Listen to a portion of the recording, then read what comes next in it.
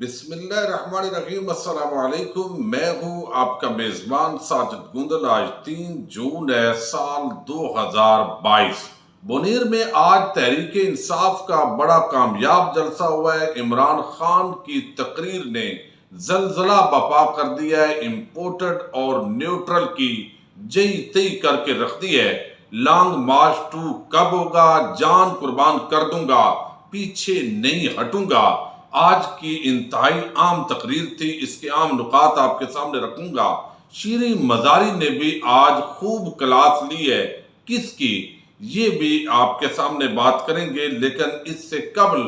آج جو سینیٹر سابق وزیر خزانہ شوکت ترین نے سینٹ کے اندر بڑی عام گفتگو کی ہے، اسی سے ہم ویڈیو کا آغاز کریں گے اور امید کروں گا کہ آپ سماعت کرنے کے بعد ہمیشہ کی طرح اپنے قیمتی فیڈ بیک سے ضرور آگاہ کریں گے۔ اس وقت مسلم لیگ نون جس نے حکومت چھین کر لی، اب وہ سارا ملبہ سابق تحریک انصاف کی حکومت پر ڈالنے کی کوشش کر رہی ہے۔ جس طرح عوام سے بنیادی اشیاء خورد و نوش سے لے کر تمام حقوق چھیننے کی کوشش ہو رہی ہے، نہ احتجاج کا حق دیا جا رہا ہے، اور دوسری طرف جو مہنگائی کے پہاڑ توڑے جا رہے ہیں، اور بہانہ ہے پچھلی حکومت کا، اور ایسے ہے کہ جیسے آپ تو بڑا مینڈیٹ لے کر اسمبلی کے اندر پہنچے ہیں۔ یہ تمام حالات اس امپورٹڈ کے سامنے تھے،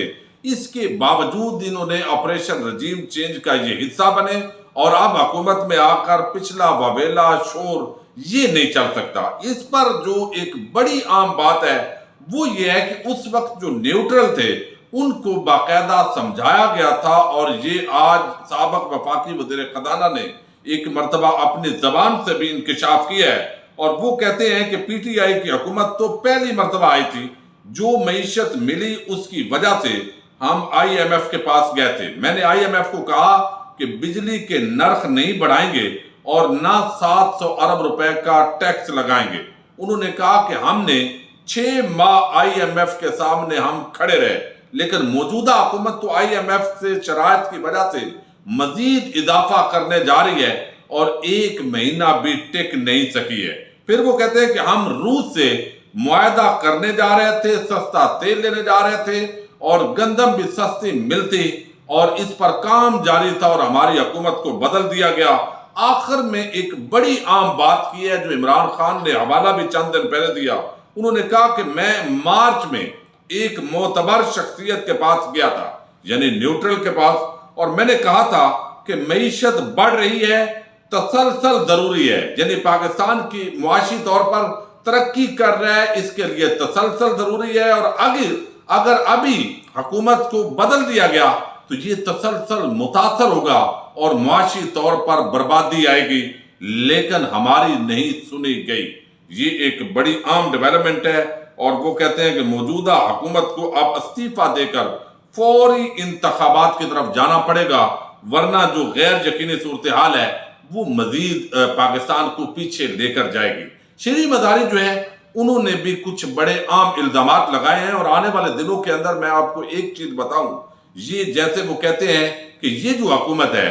یہ بھی خود ان کے اتحادی بھی بولیں گے ہمیں کس نے اکٹھا کیا تھا، اور پھر یہ خود بھی سارا ملبہ اسی اسٹیبلشمنٹ پر ڈالیں گے جو اس وقت اپنے آپ کو نیوٹرل کہہ رہے ہیں۔ یہ انہی پر ملبہ ڈالا جائے گا، اور حالات کنٹرول سے باہر ہوتے دکھائی دے رہے ہیں۔ پاکستان کے اندر ایک تو غیر یقینی صورتحال ہے، اور آپ نے دیکھا ہے کیا سے لے کر جو ٹیوٹا ہے، وہ گاڑیوں کی جو یہاں پر پروڈکشن ہے وہ بند کر دی گئی ہے، امپورٹ بند ہو چکی ہے۔ دوسری طرف جو کریم ہے، ایک ایسی آؤٹ سٹینڈنگ سروس، انہوں نے بھی اپنی سروس پاکستان کے لیے وہ بند کرنے کی اطلاعات آ رہی ہیں، چونکہ غیر یقینی صورتحال تب تک رہے گی جب تک نیا الیکشن اناؤنس نہیں ہوتا۔ اور اب جس طرح یہ انہوں نے یہ مہنگائی کے فیصلے کیے ہیں، ان کا جانے کا ارادہ نہیں ہے، لیکن عوام ان کو خود پرامن طریقے سے نکالے گی۔ شیریں مزاری جو ہے انہوں نے بھی اسٹیبلشمنٹ کو آڑے ہاتھوں دیا ہے، حالانکہ ان کی گرفتاری بھی اس وقت آپ کو علم میں ہوئی تھی۔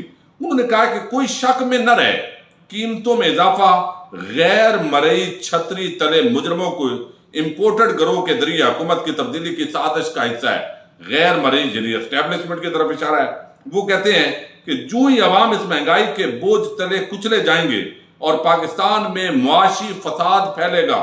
امریکہ IMF کے ذریعے سب سے پہلے جوہری پروگرام لپیٹنے اور غلامانہ فارن پالیسی کی جانب لوٹتے ہوئے اسرائیل کو تسلیم کرنے سمیت دفاعی اخراجات میں کمی کا مطالبہ داغے گا، قیمتوں میں اضافے اور تشدد اور جعلی مقدمات کے ذریعے حزب اختلاف کو ہراساں کرنے کے حوالے سے جو کچھ آج کل ہو رہا ہے وہ تبدیلی سرکار کی امریکی سازش کا جزو لازم ہے۔ زرداری اور شریف خاندانوں کے اثاثے سے باہر ہے، چنانچہ انہیں پاکستان کی کوئی فکر نہیں ہے۔ یاد رکھیے، جو لوگ میمو گیٹ سے لے کر بمبئی حملوں کے بعد DGI کو بھارت بھجوانے تک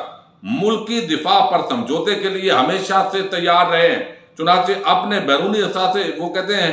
جس کا ان کے آقا ان سے تقاضا کریں گے وہ وہی کریں گے، مگر اس سے بھی ایک تشویشناک سوال جنم لے رہا ہے۔ اب یہ بات انہوں نے ٹوٹل کی ہے کہ ان لوگوں نے بھاگ جانا ہے جب مشکل وقت آتا ہے، ان کے اثاثے باہر ہیں، لیکن یہ چور ڈاکو لٹیرے اس قوم پر مسلط کیے گئے ہیں، اور مسلط کرنے کے ساتھ جو سہولت کار ہیں ان کا انہوں نے ذکر کیا۔ اور اینکر عمران ریاض کہتے ہیں کہ موجودہ حکومت کو طاقتور حلقوں کی حمایت حاصل ہے، ہر صورت الیکشن نہ کروانے کا فیصلہ، الیکشن کی صورت میں دھاندلی کا بھی بندوبست، اگر عوام ایسا نہیں چاہتی تو پورے دل سے سیاسی اور جمہوری جدوجہد کرنی ہوگی۔ یعنی یہ نہیں ہے کہ عمران خان پشاور سے نکلے اور پنجاب کے لوگ باہر نہ نکلے، خوف و ہراس جس طرح پھیلا جاتا ہے، اگر عوام باہر نکل آئے تو یہ ہو نہیں سکتا کہ اتنی پولیس فورس اور یہ چند گلو بٹ جو ہے وہ عوام کو یہاں سے روک سکتے ہیں۔ اب آج بنیر کے اندر انتہائی کامیاب جلسہ تھا، کراؤڈ بڑا چارج تھا، اور پھر انہوں نے عمران خان کا جو والہانہ استقبال کیا ہے وہ بڑا زبردست ہے، لیکن اس کے اندر جو عمران خان نے تقریر کی ہے اس نے ایک نیا دلدلہ برپا کر دیا، اور لگتا ہے کہ آنے والے دنوں کے اندر جو جو دن گزریں گے اور مہنگائی ہوگی، اسٹیبلشمنٹ اور امپورٹڈ، یہ دونوں عوام کا جو تنقید ہے اس کی زد میں آ رہے ہیں۔ اللہ کرے اس ملک کے ادارے جو ہے وہ کنٹروورشل نہ ہوں، چونکہ ادارے اگر صحیح اپنی جگہ پر کھڑے ہوں گے تو یہی اصل میں پاکستان کی بقا کے لیے ضروری ہے۔ اب بنیر کے اندر جو تقریر ہوئی ہے اس کے اندر عمران خان نے کہا کہ زرداری اس ملک کی بہت بڑی بیماری ہے، اور زرداری اور کانپے ٹانگ رہی ہیں، ان کو چاہیے کہ اسے اللہ نے اتنی ذلت کیوں دی ہے۔ فضل الرحمان نے ہمیشہ ذاتی مفاد کے لیے سیاست کی ہے۔ عمران خان نے کہا ہے کہ ایک نواز شریف ہے جس کے منہ سے بھارتی گلبھوشن یادیو کا کبھی نام نہیں نکلا، کیونکہ شریف خاندان کے بھارت کی بزنس کمیونٹی سے تعلقات ہیں۔ نواز شریف نے کبھی نریندر مودی کے خلاف بات نہیں کی۔ مودی پاکستان کے آرمی چیف کو دہشت گرد اور وزیر اعظم کو دوست کہتا تھا۔ آگے وہ کہتے ہیں امپورٹڈ حکومت لانے اور ہماری حکومت گرانے کے لیے بھارت، امریکہ اور اسرائیل نے مل کر سازش کی۔ ہمارے 3 سالہ دور حکومت میں پیٹرول جو بڑا ہے وہ 56 روپے مہنگا ہوا ہے، جبکہ ان کے صرف 2 ماہ میں 60 روپے مہنگا ہوا ہے۔ ہمارے دور میں ڈیزل 55 یعنی پورے 3.5 سال کے اندر 50 روپے بڑھا ہے، جبکہ ان کے دور میں 60 روپے مہنگا ہو گیا ہے۔ ہمارے دور میں 20 کلو آٹے کا تھیلا 326 روپے بڑھا، جبکہ ان کے دور میں یہی آٹا جو ہے 422 روپے کا ہو گیا ہے۔ جبکہ خیبر پختونخوا میں آٹا اور بھی مہنگا ہے کیونکہ انہوں نے پنجاب میں سبسڈی دی ہے۔ اب عمران خان کہتے ہیں کہ ہمارے دور میں گھی کی فی کلو قیمت 213 روپے بڑھی، لیکن ان کے 2 ماہ میں یہ 200 روپے کا اضافہ ہوا ہے۔ چاول ہمارے دور میں 40 روپے اور ان کے دور میں 56، یعنی ان کے 1.5-2 مہینے کا موازنہ انہوں نے کیا ہے تمام چیزوں کے اندر۔ اور بجلی جو ہے 3 سال میں وہ کہتے ہیں 6 روپے فی یونٹ ہم نے مہنگی کی ہے 3.5 سال میں، اور انہوں نے 2 ماہ کے اندر 10 روپے بڑھا دیے۔ اب وہ کہتے ہیں کہ حکومت کے آتے ہی جو موڈیز نے رینکنگ مستحکم سے منفی کر دی ہے، پھر ہمارا یعنی ظاہر ہے معیشت گروتھ کر رہی تھی اور جس طرح بڑھ رہا تھا پورا جو ایکسپورٹ ہے اس کے اندر اضافہ ہو رہا تھا، وہ ساری چیزیں انہوں نے بیان کی۔ آگے وہ کہتی ہیں کہ یہ چور ڈاکو لٹیرے، ایک لندن میں بیٹھا ہوا بھگوڑا اور ایک یہاں زرداری، یہ مجھ پر غداری کا مقدمہ بنائیں گے جس کا سارا کچھ پاکستان میں ہے اور جن کا سب کچھ باہر پڑا ہے۔ وہ زرداری جو امریکہ سے حقانی کے ذریعے کہتا ہے کہ مجھے فوج سے بچا لو، اور وہ نواز شریف جو پاناما کیس میں پکڑا گیا، وہ سزا یافتہ مفرور جھوٹ بول کر بھاگا ہوا، وہ فیصلے کرے گا کہ میں غدار ہوں۔ اور وہ آگے کہتے ہیں کہ غداری کے مقدمے کا مقصد صرف راستہ صاف کرنا ہے۔ یہ لوگ عمران خان پر غداری کا مقدمہ قائم کر کے اسے اپنے راستے سے ہٹانے کی کوشش کر رہے ہیں۔ تاکہ انہیں خود پر قائم کرپشن کے کیسز ختم کرنے میں آسانی ہو۔ نیوٹرل نے نیوٹرل ہونے کا فیصلہ کیا، بہت اچھی بات ہے، نیوٹرل رہنا بہت اچھی بات ہے، لیکن ملکی سالمیت سب سے پہلے ہے۔ سپریم کورٹ پر پیغام دیتا ہوں کہ ہم نے پہلے بھی پرامن جو ہے وہ دھرنے دیے اور اب بھی پرامن رہیں گے، لیکن آپ نے جو سرکاری کمیٹی بنائی ہے IBISI سے لے کر حکومتی لوگ، یہ کمیٹی تو سرکاری ہے، انہوں نے تو اپنا دفاع کرنا ہے، انہوں نے ہمارے خلاف ہی رپورٹ دینی ہے، لہذا اب وہ کہتے ہیں کہ لانگ مارچ جو ہے وہ ہوگا، لیکن سپریم کورٹ آف پاکستان نے جو فیصلہ دیا ہے اس کی مزید تشریح کی ضرورت ہے، اور اس کی تشریح ہوتے ہی آپ تیار ہو جائیں،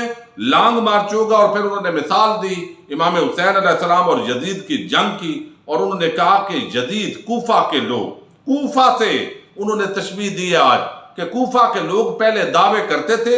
لیکن جب امام علی مقام اپنے تمام اصحاب کے ساتھ اور خاندان کے ساتھ نکلے، انہوں نے ساتھ نہیں دیا تھا، وہ ڈر گئے تھے، وہ خوف کھا گئے تھے یزید کے ظلم و ستم سے، لہذا وہ آج تک پچھتا رہے ہیں۔ انہوں نے کہا کہ میں اپنی،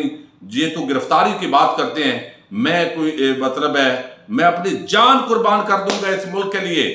لیکن آپ پھر پچھتائیں گے، لوگوں کو نکلنا ہوگا، چونکہ یہ ڈاکو چور، انہوں نے کرنا کیا ہے، یہ نیب کے اندر ان کے کیسز ہیں، وہ NRO کریں گے، وہ NRO کر لیا گیا ہے، اس سے اپنے کیسز ختم کریں گے، FIA کے اندر منی لانڈرنگ کے شریف خاندان کے کیسز ہیں وہ معاف کریں گے، زرداری کے جعلی بینک اکاؤنٹس کے پورے کیسز تیار ہیں اور ثبوت موجود ہیں، وہ ختم کریں گے۔ پھر یہ اگلے الیکشن کی دھاندلی ابھی سے شروع ہو چکی ہے، کسی کا ووٹ کہیں ہے، کسی کا کہیں ہے، چیف الیکشن کمشنر اور یہ سارا ٹولہ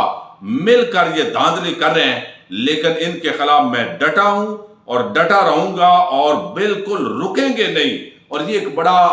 ریئل انہوں نے میسج دیا ہے، اور اس کے ساتھ ہی امپورٹڈ اور نیوٹرل کو ایک بڑا واضح پیغام دیا، اور آنے والے دنوں کے اندر اس کے پاکستان کی سیاست پر بڑے گہرے اثرات ہوں گے، لیکن اللہ کرے کہ ادارے ٹکراؤ میں نہ جائیں، فری اینڈ فیئر الیکشن کی طرف ملک آگے بڑھے تاکہ معاشی استحکام ہو اور غیر یقینی کی صورتحال جو ہے وہ ختم ہو۔ اپنے میزبان ساجد گندل کو نیکسٹ ویڈیو تک کے لیے اجازت دیجیے، اللہ حافظ۔